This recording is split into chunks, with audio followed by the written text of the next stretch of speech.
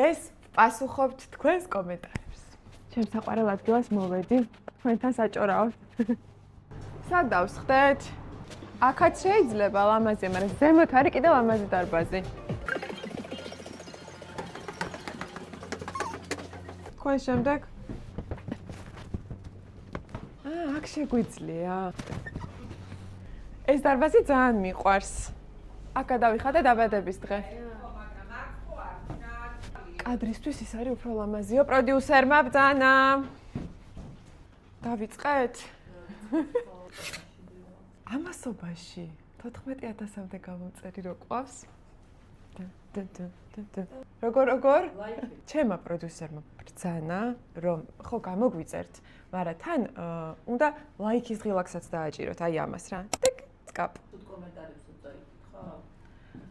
ცუდ კომენტარებსაც წავიკითხა, აბა მარტო კარგს კი არა ვარ, ჩევის კი არა ვარ, ნარცისი. ხმა არის? 1, 2. ისმის ხმა? ხალხო, 16 ეპიზოდი დაგვიდია. თამუ. 16. ჩვენი პირველი ეპიზოდი, ქალბატონ მანანამ გალუბლიშვილთან ერთად, აი ეს არის. მახსოვს პირველი რო იყო მაინც და რაღაცა ძალიან ისე ვღელავდით. ძალიან ნერვიულობ. და ჩვენთვის იყო ძალიან მნიშვნელოვანი, რომ ესეთი დადებითი გამოხმაურებები მოყვა მართლა. ერთ-ერთი კომენტარი ასეთია. გვანცა როგორ მომნატრები ხარ, თემა არაჩვეულებრივია 50+ ხშირად გააკეთე, რა გთხოვ. ეპიზოდები ძალიან გვჭირდება განსაკუთრებით ემიგრანტებსო. ხშირად ვიღებთ ჩვენი ქვეყნის ფარგლებს გარეთ მყოფი ადამიანებისგან ამ გზავნილებს და მინდა რომ უდიდესი სიყვარული გამოგიგზავნოთ და უფრო მეტი ვიფიქროთ თქვენზე. ძალიან გვიყვარხართ. აი მეორე კომენტარი არის, დიდი მადლობა, საინტერესო იყო. წარმატებები ერთადერთი ვფიქრობ, სტუდია ძალიან განათებულია და სიმყუდროვე აკლიაო. მადლობებისთვის მადლობა. და თამუნა ძალიან გადანათებულიაო, ცოტა სიმყუდროვე გვინდაო და გავაკეთე. სტუდიას რაღაცას ვიზავთ, მეგობრებო, თქვენ არი ნერვიულოთ.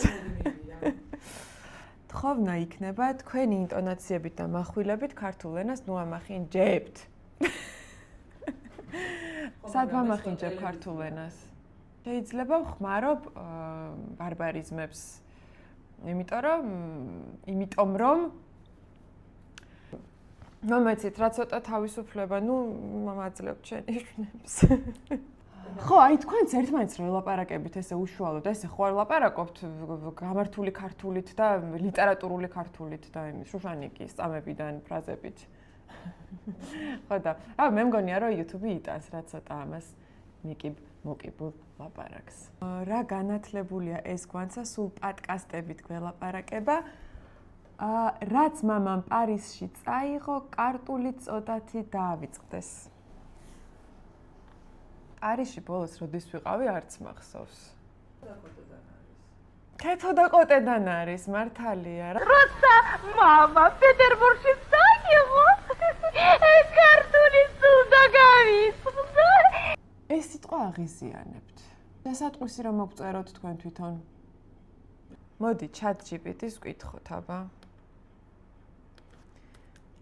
რას ნიშნავს სიტყვა პოდკასტი? სიტყვა პოდკასტი ნიშნავს აუდიო გადაცემას, რომელსაც ადამიანი ინტერნეტით უსმენს ან უყურებს, როცა უნდა და სადაც უნდა. არ არის ქართული ეს სიტყვა და ასე დამკვიდრდა ინტერნეტ სივრცეში. როგორც ინტერნეტი არ არის სიტყვა ქართული და როგორც YouTube არ არის ქართული სიტყვა და როგორც კომენტარი არ არის ქართული სიტყვა და ასე შემდეგ, ისე პოდკასტი, რომელიც ბევრი რო აღარ გავაგრძელო, გამოიწერეთ ჩვენი პოდკასტი.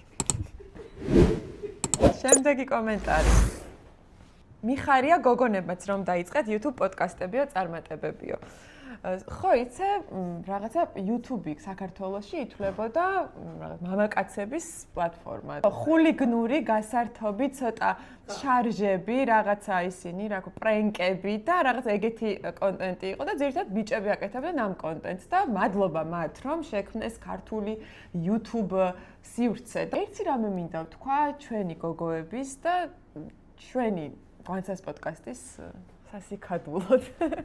იცით რა მგონია, რომ ჩვენ რაღაცა ახალი აუდიტორია მოვიყვანეთ YouTube-ზე. და ძალიან მამაყოფ ამით რა, იმიტომ რომ ჩვენ ავირჩევთ ნიშა, რომელიც არ იყო თემების თვალსაზრისით და სტუმრების თვალსაზრისით და ზუსტად ის აუდიტორია მოვიყვანეთ YouTube-ზე, რომელიც არ იყო, შეიძლება დარეგისტრირებულიც არ იყო საერთოდ და არც იცოდა როგორ გამოეწერა ესა თუ ის არხი. აქ დავადოთ ტაში.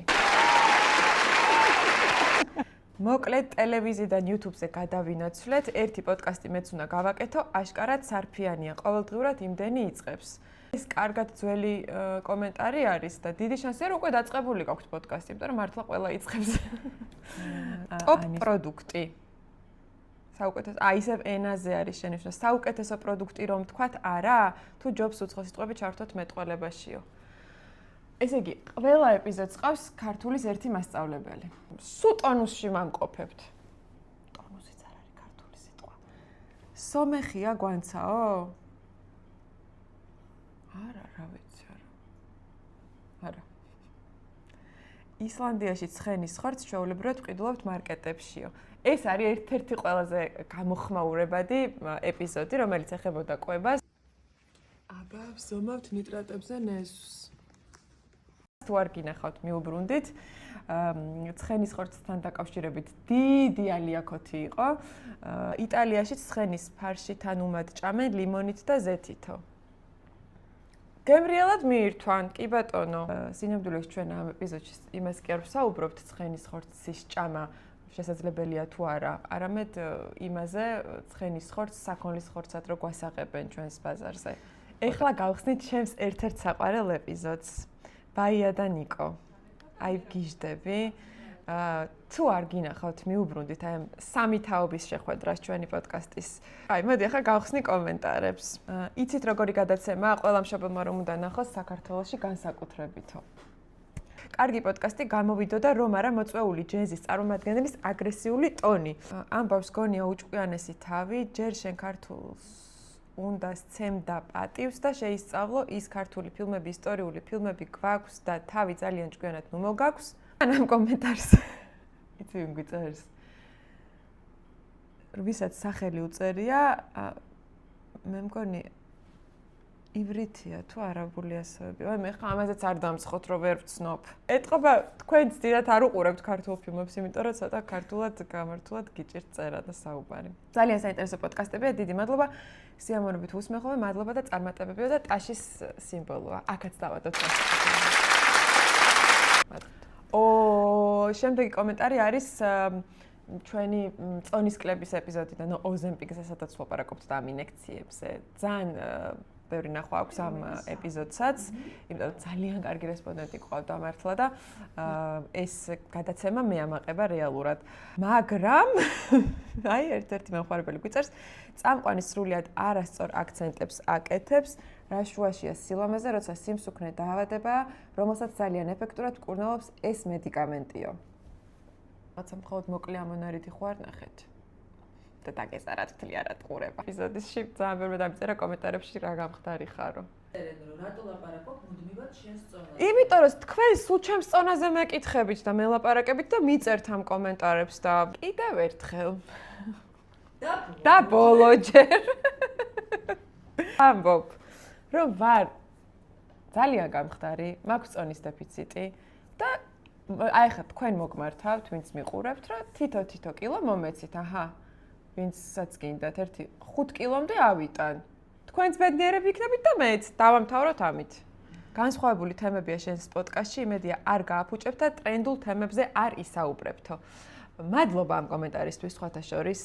რა ფილოსოფიითაც დავიწყეთ ეს პოდკასტი, იყო სწორედ თემები, რომელზეც არ საუბრობენ ბევრ პოდკასტში და რომელიც ძალიან საინტერესოა და რომელ თემებზეც ძალიან გვინდა რაღაცა ან ცნობიერების ამაღლება, ან ვიღაცის გამოცდილების გაზიარება, უბრალოდ სწორი ინფორმაციის მოწოდება.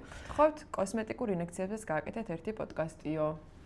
თამუნა, თან ბოტოქსი მაქვს გასაკეთებელი. ნახეთ. კი, გავაკეთებთ ინექციებზეც. შემდეგი ეპიზოდი იყო ჩემი შვილი არ ჭამს. ან ჩემი შვილი არ ლაპარაკობს, ეს ორი თემა იყო განხილული და სხვათა შორის სოციმედიაში ძალიან დიდი გამოხმაურება მოყვა ამ ეპიზოდს. ძალიან ბევრი პრაქტიკული რეკომენდაცია არა და კარგი სპეციალისტის რჩევებია, ჯერ ერთი როგორ არ მივიდეთ ამ პრობლემამდე და მე როგორ გავუმკლავდეთ. მოდი წავიკითხოთ ბაღდოს ეპიზოდიდან. ჩემი საყვარელი ეპიზოდია ეს და თქვენც აღიარეთ ყველაზე მეტად ჭამაზე გიყვართ ლაპარაკი. ესე აჩვენა ჩვენმა YouTube-ის სტატისტიკამ, მეგობრებო. ყველაზე მეტად ადამიანები ხოცავენ ერთი პოლიტიკაზე, ერთმანეთს და მეორე კერძებზე და ჭამაზე, რომ არა ის, რა ქვია, კახური ყველი არა, სულგუნი, რა საცივს რა თუნდა ნიგოზი. და ასე შემდეგ. ყველასი არის საუკეთესო. თუ იმას გავითვალისწინებთ, რომ იმერელი მე-19 საუკუნეში ჩნდება, მაშინ ადვილი მისახვედრია, რომ ხაჭაპური მეგრულიაო.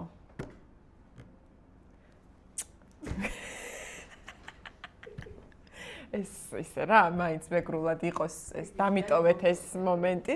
ერთ რაღაცას ვიტყვი და მეგრელებმა არ დამცხოთ, გთხოვთ რა.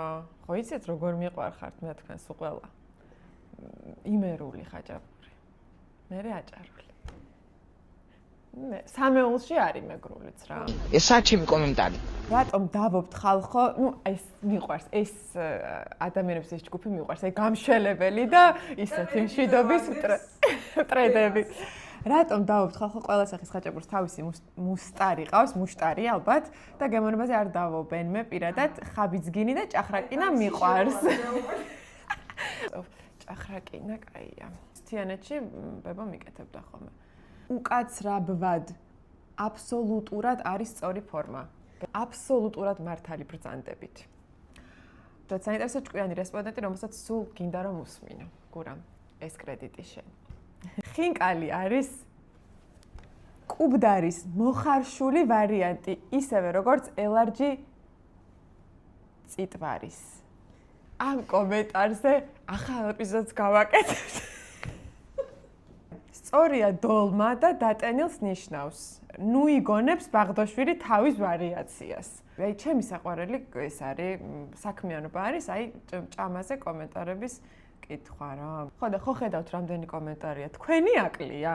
შემობრძანდით კომენტარებში და თქვენც დაგვიწერეთ თქვენი აზრი. კალი ქართულია თუ არა, ტოლმა სადაურია და მართლა არის თუ არა ხინკალი მოხარშული კუბდარი. სხვათა შორის ეს ეპიზოდი სქესობრივი განათლება ჩემს უსაყვარლეს ნატა ასათიანთან ერთად ერთ-ერთი ის ეპიზოდი იყო, რომელიც გაკეთებაც აუცილებლად მინდოდა და მე მგონი კიდევ მიუბრუნდებით ამ თემას და კიდევ გავაკეთებთ. იმდენად საჭირო თემა მგონია. აი, რა თემებს მოიცავს და როგორი ელემენტარულია და რომ საერთო არა აქვს რაღაცა იმ ყბადაღებულ თემებთან, ამას ამ ეპიზოდიდან ნახავთ კარგად და დარწმუნდებით, მაგრამ რამდენიმე კომენტარს მაინც ამოვიკითხავ იმის მისახვედრად, როგორ აღიქვამს ხალხი ამ თემას.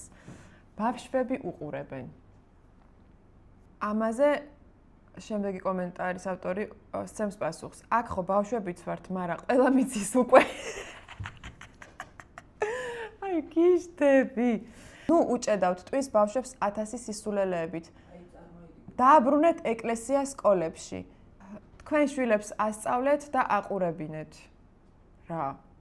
ეს ახალი ტრენდი გაჩითეს ამ უსაქმურებმა. თქვენ შვილებს რომ ვინმე მსგავს თემაზე ესაუბრონ, მოგეწონებათ? რა თქმა უნდა ველოდით ასეთ კომენტარებს და ძირითადად 1000% ვარ დარწმუნებული, რომ ეს ამ ადამიანებს თავიდან ბოლომდე არ უნახავთ ეს ეპიზოდი. შორის კი, რა ვიცი, მე შვილებს ვესაუბრები ამ ასეთ თემებზე. არის ამაში ისეთი, რომ რაღაცა არსებობს სქესობრივი კავშირი და ამას შესაძლოა რაღაც დაუფიქრებელ ნაბიჯს მოყვეს ცუდი შედეგები. რატო არის სირცხვილი, რომ გოგო შვილს და ან თუნდაც ბიჭ შვილს ავუხსნათ რა არის მენსტრუაცია, რომ აი ეს არ დაემართოს მერე გოგოს, რომ სისხლისგან იცლებოდეს ეგონოს. აუ დაჩი მასწავლებლის ეპიზოდი. ჩემი ერთ-ერთი უსაყვარლესი ეპიზოდი არის მართლა და დაჩი რომ აღმოვაჩინე და რომ გადავწყვიტე, რომ უნდა ყოფილიყო ჩვენი სტუმარი. აი მე მგონი იქიდანვე ვიცოდი, რომ არც ერთი უარყოფითი კომენტარი არ დაიწერებოდა ამ ეპიზოდზე რა, იმიტომ რომ მართლა არის, არ ვიცი, საჩუქარი, მე მგონი ჩვენი საზოგადოებისთვის. ეს პოდკასტი რომ არ ვთქვათ და რამე ადამიანური დაბუძახოთ. ყოფილა რაღაც უარყოფითიც. გვანცა მომწონს. მადლობა. უი, მე ეგეც არ ვიცოდი თუ ტელევიზიაში აღარ იყავი. ისე ხშირად ვუყურებ შენს ვიდეოებს. ესე იგი, კარგად ვმუშაობთ. ავის მოვლის საშიში რუტინა. ესეც ძალიან საინტერესო ეპიზოდი იყო და მოდით ჩავუსხდეთ კომენტარებს. ნეტავ ფულის გამო რეკლამებს არ აკეთებდეთო. რეკლამებს საერთოდ ფულის გამო ვაკეთებთ. ისე რომ იცოდეთ და რა თქმა უნდა, ფული გვჭირდება იმისთვის, რომ ვაკეთოთ პოდკასტები. რეკლამას არ ვაკეთებთ ყველაფრის, თქვა ჩემმა პროდიუსერმა. ეს კომენტარი ძალიან მიყვარს და იმედია დუტა ნახავს ამ ვიდეოს. ტევე წამოდი და დუტას ეჯიბრები.